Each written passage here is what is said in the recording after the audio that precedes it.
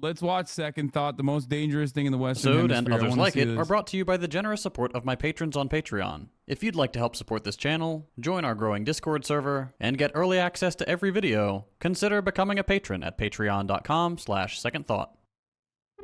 First, I must confess that over the past few years I have been gravely disappointed with the white moderate. I have almost reached the regrettable conclusion that the Negro's great stumbling block in his stride toward freedom is not the white citizens' counselor or the Ku Klux Klaner, but the white moderate, who is more devoted to order than to justice, who prefers a negative peace, which is the absence of tension, to a positive peace, which is... He never said that? Wait, what? He wrote this. What are you talking about? He literally wrote this famously in a letter from Birmingham prison. The presence of Birmingham justice, jail. who constantly says, I agree with you in the goal you seek, but I cannot agree with your methods of direct action, who paternalistically believes he can set the timetable for another man's freedom. That white person that you see calling himself a liberal is the most dangerous thing in the entire Western Hemisphere. He's the most deceitful. He's like a fox. And a fox is always more dangerous in the forest than the wolf. You can see the wolf coming. You know what he's up to. But the fox will fool you. He comes at you with his mouth shaped in such a way that even though you see his teeth, you think he's smiling. You take him for a friend. Damn. All right. It's so funny because, like, old heads know this, but, like, one of the first real arguments that I had with the blue-haired one was literally me calling him a white moderate and him losing his fucking mind. Rolling. I know that shit will trigger his ass. Okay, let's go. Over the past 5 months, just about everyone I know has come to the same conclusion. Dyed-in-the-wool liberals are as much the enemy of... Oh, so right. Holy fuck, dude. Anyway. Normal, decent people as conservatives are. And when I say liberal, I don't mean your average Joe who likes Harry Potter and Marvel movies and doesn't really think about politics outside of election years. Will you shut up, man? I mean the people who love Harry Potter and Marvel movies and also go out of their way to scold Palestinians for resisting their own extermination. People who demand you condemn Hamas while refusing to acknowledge that history didn't begin on October 7th. People who split their time evenly between rewatching Hamilton and calling anyone who criticizes... Say the line, history will absolve me. I've never been more absolved by history. There are men and women out there that have had history absolve them. I am one of those people. Criticizes Joe Biden, and it a Russian happens troll, in real time all the fucking time. Or a Chinese spy. I think you know the type. But just so we're on the same page before we go any further, let me be extra clear. Liberalism is the default ideology in the imperial core. The average person ends up with a liberal perspective by osmosis. There is a... Bro, he's just generalizing and attacking a group, not Hasan, though. Yes, dude, he's right. He's talking about people who adorn the aesthetics of liberalism and progress while simultaneously serving you a sloppy steak. Okay? Simultaneously retriangulating and repositioning over and over again to put, in the words of Martin Luther King, a timeline on another person's righteous justice, righteous cause for trying to ensure emancipation for themselves. It's ridiculous. Pipeline from simply existing in the empire to becoming a rabid servant of the empire. And if you feel like this is an attack on you personally, please don't feel that way. Everyone should be capable of changing their perspective when presented with new evidence. If you're not, wrong and they that's a good sign you may have been thing. indoctrinated into a dangerous ideology. But that's what this video is about. I'm going to give you just a little bit of evidence that Western liberals are a tremendous force for evil. And contrary to what they want you to believe, they absolutely do not care about truth, justice, peace, or progress. Let's start with the civil rights era. A lot of Americans today erroneously believe that when Dr. King came onto the scene, he magically opened everyone's eyes and ended racism.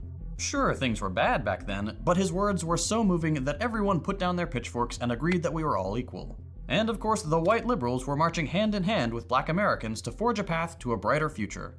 While MLK did have a profound way with words, and there were indeed a number of white Americans I think leftists fail at allowing for a reform part. People may realize their mistaken beliefs, but we sure don't want to forgive or welcome reform people. There are some places where people do that. And I think that there are a lot of people who definitely are so frustrated with the sea of shit that they have to endure from people who have these like firmly held beliefs with nothing to back that, who are objectively immoral, that they develop a edge. That's what happens. That's why I'm very understanding usually of marginalized communities. Like I've talked about this with respect to the trans community. Like a lot of trans people, given the sea of attack, the constant fire that they're under, even in places that are supposed to be safe for them, like online communities and whatnot, oftentimes have a immediate reaction that is like, no, fuck you. I'm writing you off. You're transphobic. I'm very understanding of that because I get where they're coming from. Like if you're constantly under attack, both in very real material reality terms in the form of legislation, and then also even under attack in the internet sphere all the goddamn time, you're going to become like you're not going to always be empathetic to those who you think present a threat to your existence. Right? Having said that, however, I always have a special designation, or not a special designation, but like I always treat professional commentators differently than the actual people in their audiences. Okay? I do believe that no matter what, people who aren't being basically paid to have these opinions do have the capacity to change. Even people who are being paid to have these opinions often have the capacity to change. I've shown that. I've shown you that both from my own personal development, but also beyond my own personal development with the likes of iDubbbz, for example. Great example of a person who had a lot of right-wing takes and right-wing opinions and genuinely reformed. It can happen. It's very hard, but it does happen. But that's something that I always stress in this community, to be understanding of people's like shortcomings, and not allow those shortcomings to immediately met with like violent retaliation in the form of words still, but you know. Americans who marched for equal rights. This simplified view of the civil rights era is exceptionally misleading. Martin Luther King is one of the most co-opted figures in modern history. Everyone tries to claim him for their particular set of beliefs. I made a whole video about how history whitewashes black radicals. But the thing about these people waxing poetic about how great King was is that 90% of the time, they would have hated the man had they lived in the same era. Think about your family members today and how they reacted to the Black Lives Matter rallies and protests. If they're anything like my family, you probably heard some pretty ignorant, hateful statements. The same exact thing happened in Dr. King's time. Police brutality, rampant racism, and constant attempts to misconstrue what the movement was really about. The thing that always concretizes that fact for me is this comic, by the white moderate cartoonist Charles Brooks. King talking to a reporter with the city destroyed in the background and some white people lying on the ground, and King saying, "I plan to lead another non-violent march tomorrow." This is exactly what we see today. Liberals get uncomfortable and suddenly they're not for equal rights anymore. Or more accurately, they still say they are, but they just have some concerns about optics. That's not how you're supposed to protest. Why can't everyone just protest peacefully? Why? So you can ignore it? The entire point of protest is to be disruptive. But even if we put that aside, no one wants to have to protest. They want things to change with as little friction as possible. But that's just not how things work when the oppressor class likes their position and that position is dependent upon subjugating another class. It's like Castro said during the Cuban Revolution. The people did not choose the path of armed struggle. It was the path that was forced upon them. Same with Palestine.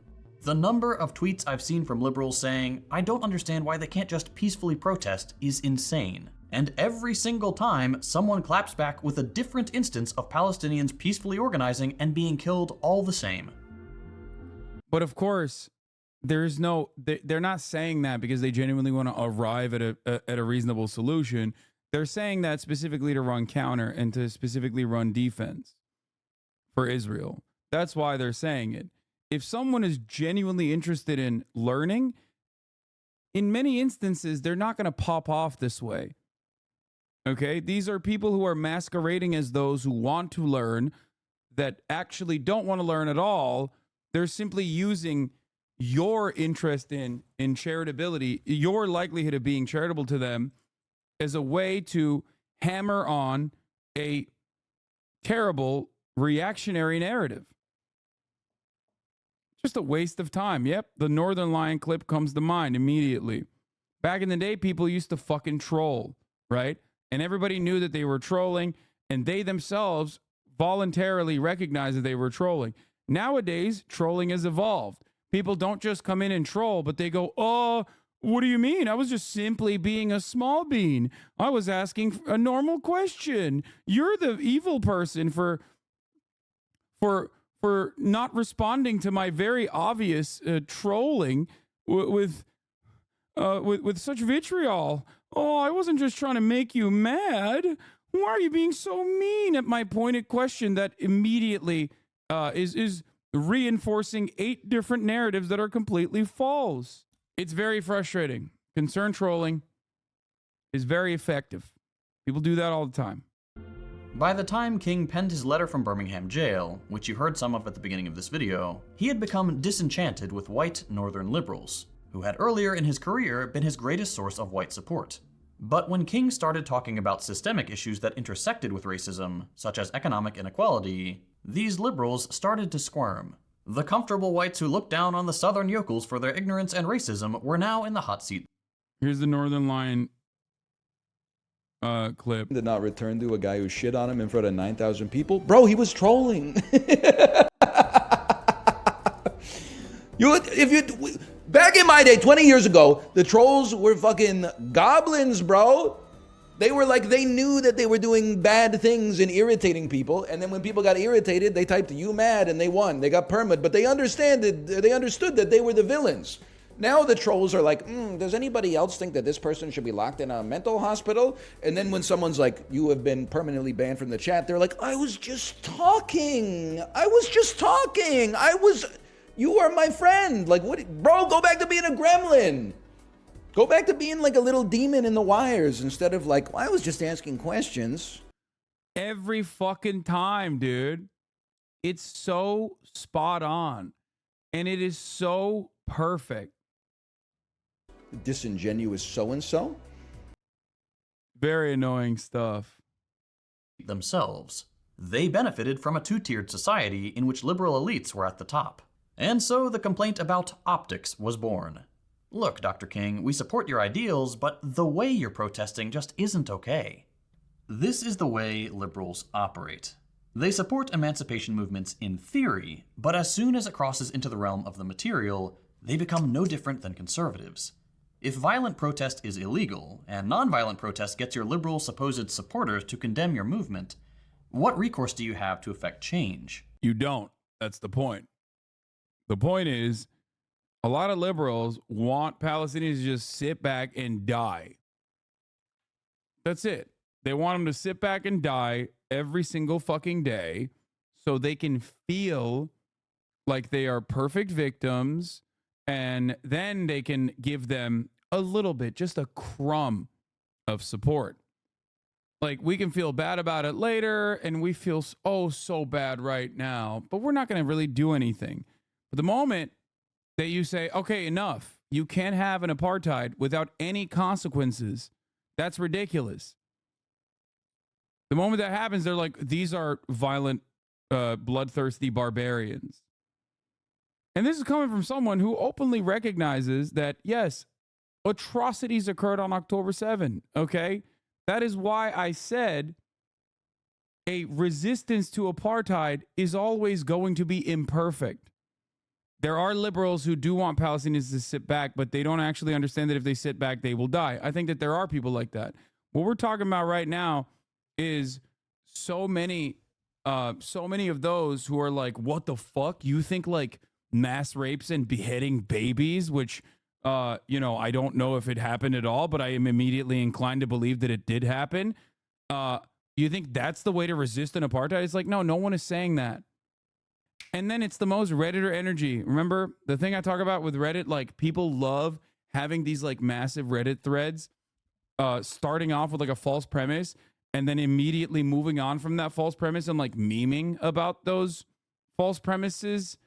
Like it's just like a bunch of dumbasses that are just, you know, in a circle jerk. Like you're already betraying the severity of the assertion, the severity of the allegation by immediately making jokes about it. Okay?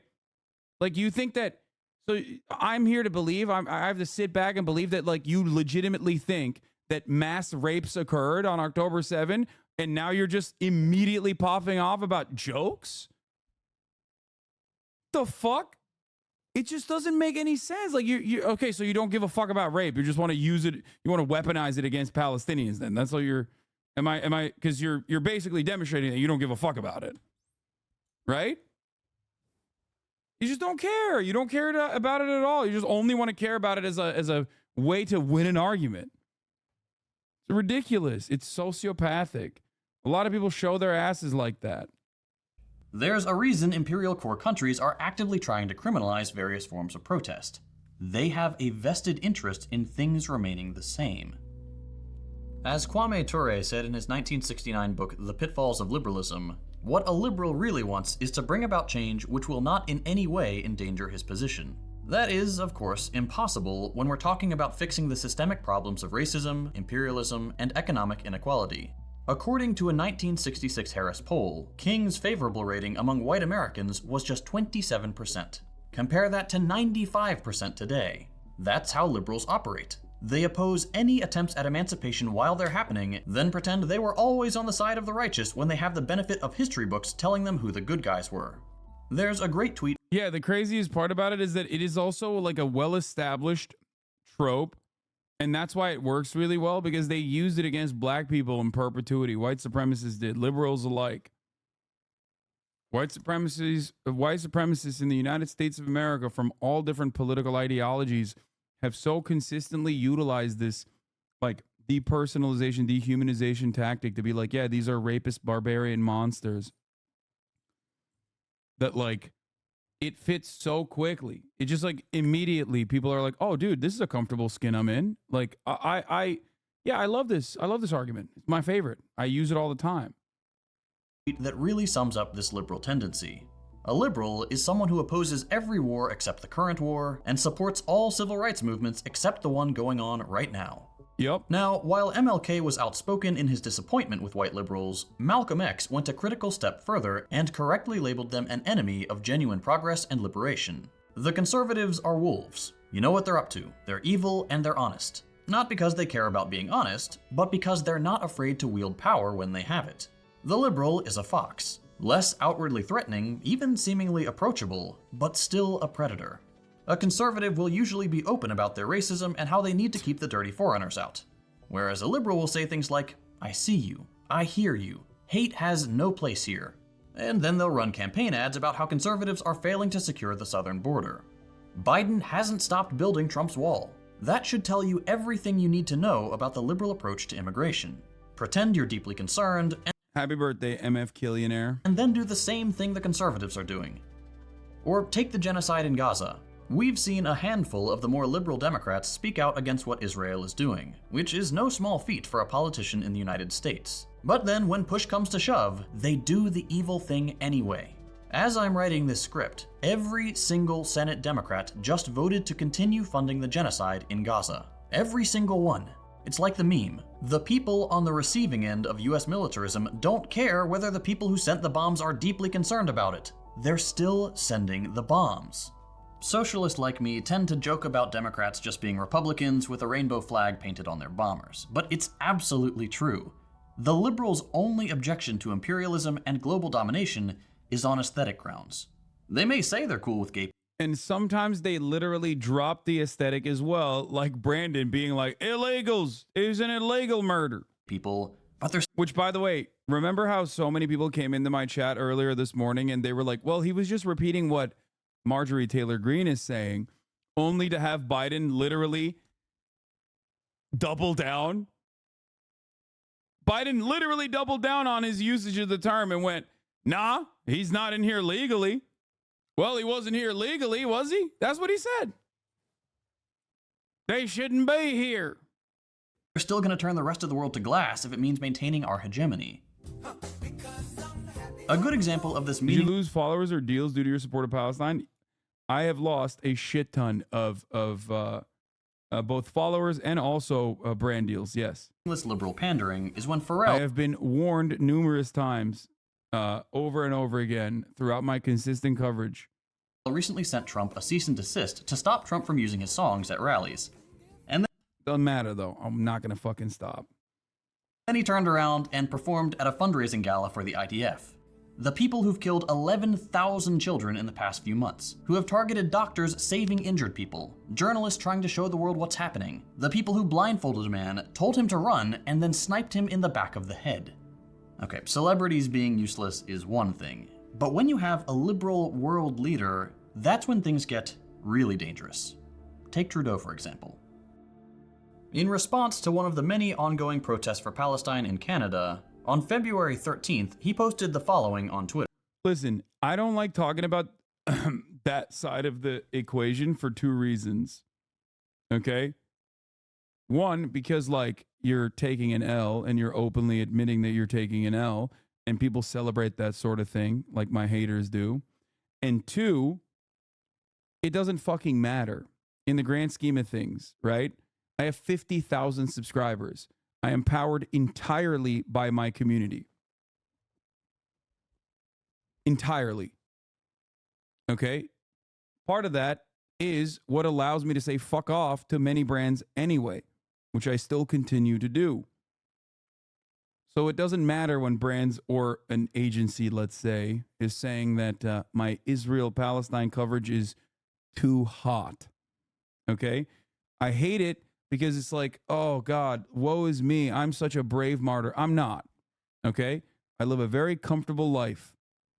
I'm not a brave martyr or anything like that. I hate it when fucking podcasters do this like, oh, my free speech has gotten me banned off platforms. It's taking away my fucking Honkai Star Rail sponsorship. Yeah, exactly. Or some shit like that. Not to say that that was a brand, by the way. That was not. Oh man. I was doing great.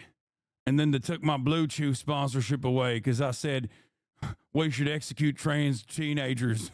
What the fuck? I'm a real victim here. It's like, no, you're not. And I am not either. The real victims are the Palestinian people that are being ruthlessly fucking slaughtered. Okay? Make no fucking mistake. Twitter. The demonstration at Mount Sinai Hospital yesterday was reprehensible. Hospitals are places for treatment and care, not protest and intimidation. I strongly condemn this display of anti-Semitism. In Toronto and across Canada, we stand with Jewish communities against this hate. This is insane. If you've been online at all in the last 5 months, you'll know where I'm going with this. Justin Trudeau, liberal darling, has supported to the hilt the Israeli apartheid regime, which has bombed every single hospital in Gaza out of operation. Not only that, these monsters also dressed as doctors and nurses and infiltrated a hospital to shoot and terrorize the patients and heroic staff inside. To the liberal, walking outside a hospital and demanding justice is a bridge too far. But butchering an entire population because it serves the interest of capital is perfectly acceptable. The justification for statements like Trudeau's has always been opposing anti-Semitism. That obviously doesn't work anymore. It's an absurd claim to make that criticizing a genocidal apartheid regime is anti-Semitic. Yeah, this is 100% correct. It was always correct, but now people are genuinely going, okay, well, maybe we've gone a little too far with this, which automatically ends up deflating the very real anti-Semitism that occurs every single fucking day. That is another secondary side effect of this. That's why so many of these fucking dipshits that I despise, oh my God, I hate them so fucking much, try to masquerade as pro-Palestinian people in an effort to try and launder anti-Semitic conspiracies on top of that. There is no clearer indication that one does not care about Palestinian people than using their death and destruction to lie and talk about other narratives and claim that like the Holocaust didn't happen or whatever. It is so fucking gross. Because one, you're advancing a very dangerous, bigoted narrative, okay? And that bigotry does lead to violence. That's number one. And number two, you are undermining the Palestinian cause, and you are lending your commentary directly to the most vile anti-Semitic Zionists, who will turn around and say, see, this is how pro-Palestinian people are really like. Thank you. This is a perfect way to put it. You end up denigrating two massive inhuman tragedies. Like you end up literally doubling, you end up destroying two causes simultaneously. And it's become even more clearly absurd now that we've seen hundreds of thousands of Jewish people around the world stand up against Israel's ethnic cleansing campaign and say, you do not represent us. All you have to do is look at footage from within Israel itself. Jews are brutalized by the fascist police for daring to speak out against the regime. The anti-Semitism charge obviously doesn't work anymore, so the liberals have fallen back on what they do best, weaponizing vague feelings. The main objection to rallies for Palestine now is that it makes people feel uncomfortable or unsafe on college campuses in the West. Here's an example that's been making the rounds online. They want him dead! Please end it, please! Aside from the fact that those are the most obvious fake tears you've ever seen, I want you to think about the absurdity of this display. Claiming to feel unsafe in your insular little university versus this. مين بدك مين بدك؟ أمي مع أخويا. طيب أنت إيش؟ أخويا أبو نصر كمان طيب بدك مين عند مين؟ عند مين؟ عند مين؟ عند مين؟ That's what unsafe looks like.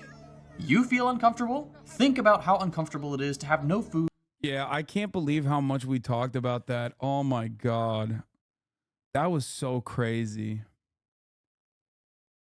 That was so wild. Like, there is nothing more illustrative about our privilege in the Western world. About people being like, I saw a free Palestine sticker and it made me shit my pants. That's the real danger.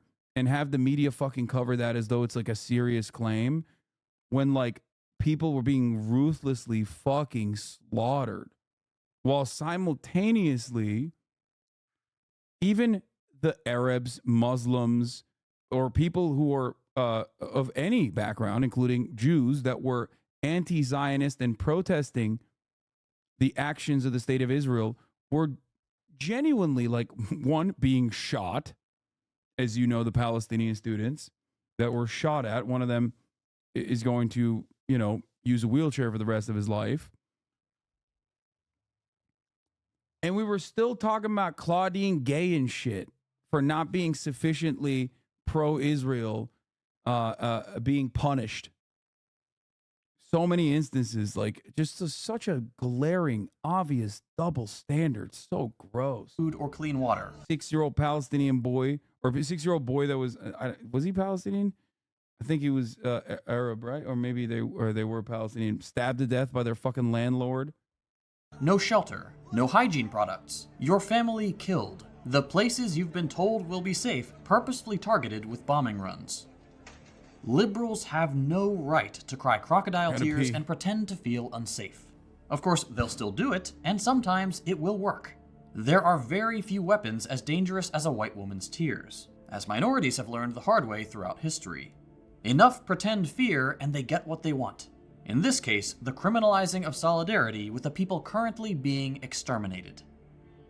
I made a tweet the other day that said, "One thing that's been bothering me recently is that I have no power to make liberals care. I can say, I will never again speak to someone who still supports Israel, but what good is that? The hate and powerlessness I feel is something I haven't experienced before."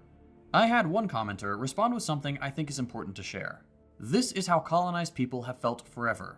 Liberals act like they care, but they don't. They really, really don't. And their fake performative caring actually makes it way worse. At least right-wingers are honest. That's a great point, and it echoes what Malcolm X said half a century ago. Liberals are no better than conservatives. They're often even more bloodthirsty, as we've seen with their recent behavior. The only thing that separates a liberal servant of empire from a conservative one is that the liberal will lie through their teeth to make it seem like they're on your side. At least when a conservative says they want you dead, you can believe it and brace for impact. With a liberal, you have to be a lot more vigilant. Conservatives don't care if they have the moral high ground. They want what they want, and they don't care how you feel about it. A liberal will twist themselves into knots trying to convince you, and often themselves, that they are the moral arbiter of modern politics. Even the liberals who are critical of Joe Biden and the wider West's enabling of this genocide often speak out in a way that ends up reinforcing belief in liberalism. Take the recent drama surrounding Jon Stewart. He said some common sense stuff about Biden and really pissed off the vote blue no matter who crowd. Yes, but his I criticisms saw. also really resonated with the masses of more casual liberals in the imperial core. I saw Jordan Peterson's replying to HasanAbi fan channels now. I saw.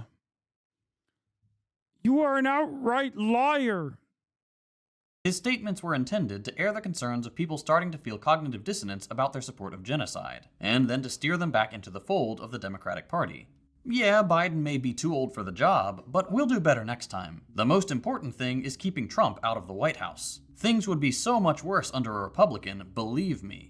Never mind, of course, that things are only this bad because Biden, liberal champion of peace and freedom, has personally refused to call off his attack dog, and has instead spent billions of dollars of your tax money to fund the massacre of tens of thousands of men, women, and children whose only crime is trying to prevent the slow-rolling eradication of their people and their history. I could go on like this, or hell, I could just leave the video running and play the hundreds of hours of footage showing what Western liberals are enabling in Gaza. Children torn to pieces hanging from piles of rubble. A man so stricken with grief that he loses consciousness after being told his entire family has been killed. A beautiful little girl, my daughter's age, standing alone in the cold, waiting for parents who will never come back. But I know that footage will not soften the liberal heart. If they've made it this far and not changed their mind, they are irredeemable, and I will not waste any more of my time trying to win over my enemy. And for those who think I'm being overly harsh and that liberals are annoying but not really all that dangerous, I'll cite just one more historical fact. Every time liberals have been given the choice between socialism and fascism, they have sided with fascism. And when I say they've sided with fascism, that's actually a little misleading. Yes, normal liberals, the individuals, will always pick a well-dressed white fascist over a scary urban communist. But liberals as a political organism don't really choose to side with fascism as much as they devolve into it. Fascism is rooted in the same Western mythology as liberalism. Whereas in times of peace and prosperity, liberalism has all the frills and niceties normal people would expect from a first world country, as soon as the economic base falters, as soon as the lines start to go down, the mask comes off. It's often said that fascism is capitalism in decay. And if there's one thing we've seen with the United States since the Reagan years, it's that capitalism is on the decline. There's a reason we're always at war, why our civil liberties are being curtailed under conservative and liberal leaders alike, why Joe Biden is holding twice as many immigrants in cages as Trump was at the end of his term, why we're backing Israel to the very last Palestinian. When capital has to circle the wagons to maintain its dominance, its rhetoric and actions start to look a lot like fascism. The reason for this is simple. Fascism is seen as a solution to an economic problem, just as socialism is. But the difference is that fascism does not threaten the primacy of capital, or the comfortable position of the white liberal. Economic hardship creates conditions where bitterness, distrust, and desperation can thrive, making the masses an easy target for charismatic and bombastic fascists. I'll end with a gentle warning for new socialists, people who understand that imperialism is wrong, but who may still harbor some liberal ideology from their upbringing. There's this pervasive belief that if you just show people enough data that something is bad, we'll reach a critical mass of collective outrage and then suddenly, through legal and government-approved means, we'll be able to stop the bad thing. Yep. That's just not how the real world works. That's become abundantly clear in the last 5 months. Bit by bit, our rights to protest, to assemble, to speak out, are being taken away. The Palestinian people have tried peaceful protest for years. They've tried appealing to international bodies. They've tried everything. They are well within their rights to resist their executioners by whatever means they deem appropriate. No amount of liberal hand-wringing and phony moral objections will change that fact. You don't get freedom peacefully. Freedom is never safeguarded peacefully. Anyone who is depriving you of freedom isn't deserving of a peaceful approach by the ones who are being deprived of their freedom. A few times in the last couple years, I found myself thinking, surely not these liberals. Surely this friend or this educated person or this family member will be different. And they disappoint every single time. At some point, all decent people have to realize that liberals are as much the enemy as conservatives. They may weaponize inclusive language, they may try to trick you into thinking they care, but it's a lie. The Western liberal position on Palestine should be the final nail in the coffin of liberal legitimacy. And I know it's not my job to call people out like this. I know my role is to be inclusive and offer a charitable on-ramp into socialist ideas. But sometimes you just have to tell it like it is. Malcolm X was right. Liberals are the most dangerous thing in the Western Hemisphere. I mentioned at the beginning of the episode that my content is only possible thanks to my patrons on Patreon. For people who make principled socialist content, and especially content that's vocal in its support of Palestine, it's really hard to land sponsorships. In fact, I was in talks with a sponsor recently, everything was going fine, and then the rep hits me with, Do you think that JT's correct about hating the liberals who approach the Palestinian genocide? Does that contradict the problem of canceling others that you were talking about today? Can we change the liberal position through good faith? I mean, I don't have the same defeatist approach that JT has. That's why I regularly spend every fucking waking moment pretty much trying to change people's minds. And I get bullied and humiliated for it along the line. But the way I see it is like one person whose mind I can change is good for me.